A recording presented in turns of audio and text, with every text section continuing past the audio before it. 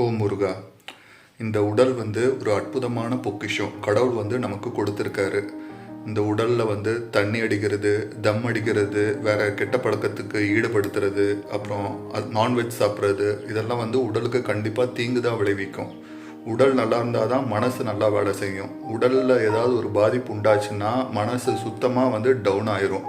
உடல் துணை கொண்டு தான் நீங்கள் எல்லாவற்றையும் சாதிக்க முடியும். என்னுடைய குருநாதர் சொல்லுவார், உடலையும் உயிரையும் சம அளவு வச்சுக்கணும்.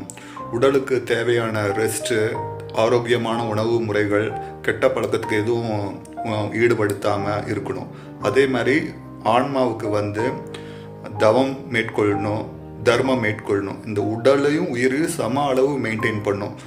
பழங்காலத்தில் ஞானிகள் துறவிகள்லாம் பார்த்திங்கன்னா உடல் துணை கொண்டு தான் நிறையா பூஜைகள், தவங்கள், தர்மங்கள்லாம் செஞ்சு மோட்சகதி ஞானம் அடைஞ்சு